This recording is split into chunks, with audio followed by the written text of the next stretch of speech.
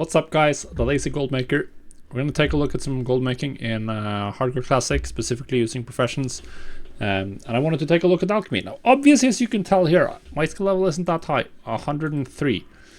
Because my highest character is level 18, because I haven't really played that much.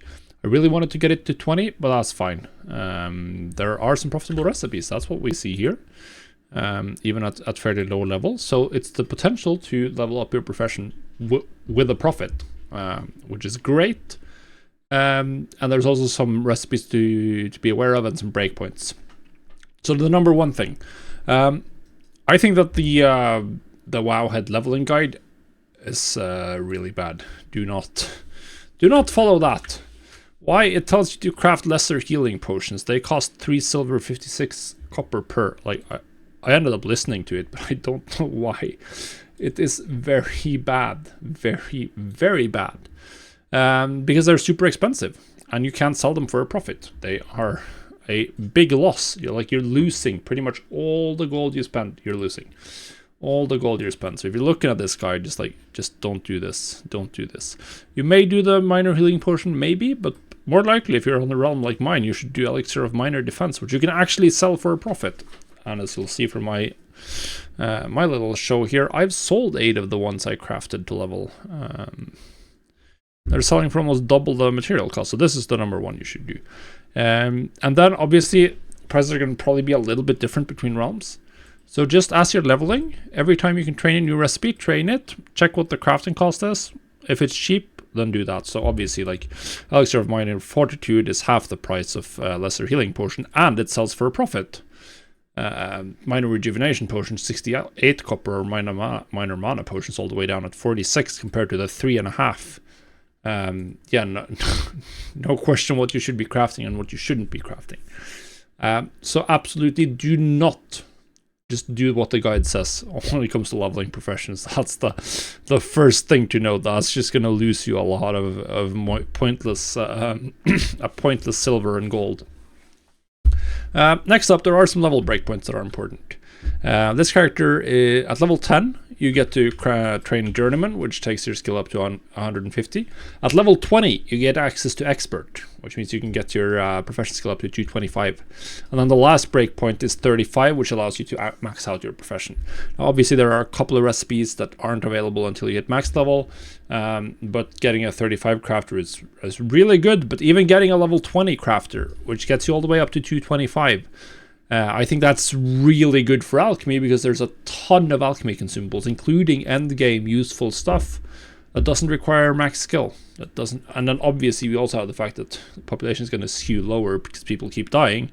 I mean, I've been online a little while. People are still dying, and probably they're going to be richer and richer for every life, which means that we're going to see slightly more demand for consumables. But then again, they may need to level up consumables again. Now, I tried to look through class guides. I didn't find a list of like, these are consumables to keep around. Obviously healing potions, but healing potions drop really abundantly from mobs and chests, so they're dirt cheap. And then probably everyone else is following the leveling guide and crafting way too many healing potions and wasting all their gold. So that's pointless. But in general, I expect we'll see that both defensive and offensive consumables are going to be good. Maybe even a priority on defenses to keep you alive. That's what we see here, at least of the recipes I have unlocked. The profit is on the elixir of minor fortitude and the elixir of minor defense.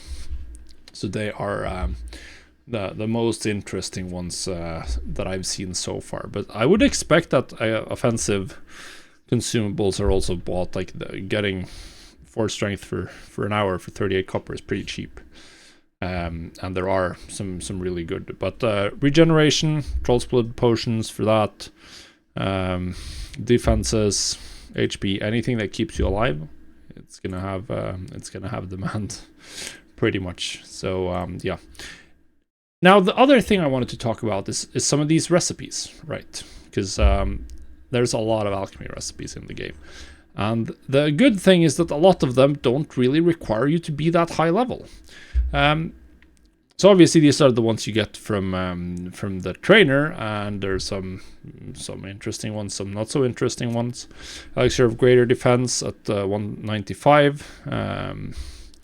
Obviously something that could be of value. Elixir of Firepower if anyone's doing fire mages. And then you have stuff that's not from that's from vendors, quests, and recipes, and there's a lot of interesting ones here. Elixirs of the free action potion, obviously. It didn't look profitable based on current prices. Looked like a slight loss, or very close to break even when I checked this lastly, but this is a really strong potion in general. Just requires skill 150, so you can craft it at level 20. Goblin Rocket Fuel is really good. Engineers need this, and everyone's engineering eventually because it's extremely good.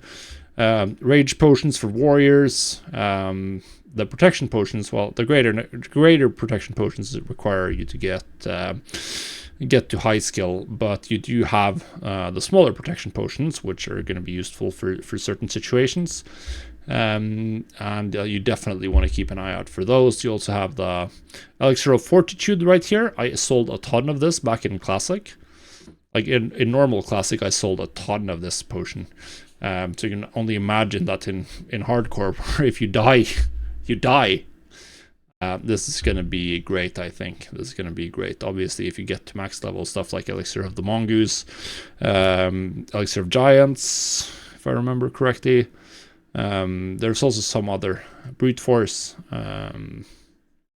was a strong one for me, and Limited Invulnerability Potion. You also have the Invis potions and the lesser invisibility potions.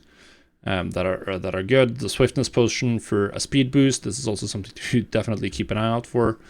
I think all of these are gonna, or a lot of these are gonna be in the rotation. Obviously, Mighty Troll's Blood potion, another one, regenerates a lot of health. It's gonna help you play safer essentially. So there's a lot of recipes, a lot of ones that I think it makes sense to pay attention on the auction house to see. Can you get them? Can you not? But yeah, there's just a ton of viable potions here, and I think that in general my experience from Classic was that alchemy was extremely profitable. Right now, obviously, a lot of people are leveling alchemy again and again, but there are recipes you can level your profession with for profit, and there should be, as you level up, you should be getting more and more potential gold making opportunities with alchemy. So yeah, definitely try to get a level 20 alchemist for 225 skill. That's going to give you access to a very large number of useful recipes, and if you have it on your main, then if you get to 35, then you may want to play really safe to make sure you don't lose this potential gold mine. Yeah, so I've also added in the video description, there's my full TSM setup for Classic. It's the same setup I used in Classic WoW. It does have most of the potions and consumables, so you can use that to post anything you want to craft. If anything isn't in the groups, then just add the item, which is pretty simple. You just go to the groups pane, and then you pick the group, alchemy, and then either you find the item from your bags and just add it like this, or if it's not in your bags, then you can just go to the base group and search for it. So I can search for the lesser invisibility potions, for instance, and I can then add that to my new group. Boom. And now I would post this one as well. So grab that. That's going to post based on the crafting cost that you see. So as long as you have the desktop app and you're getting pricing data, you're going to be able to get stuff out onto the auction house, and you should be generating sales. Yeah, good luck, guys.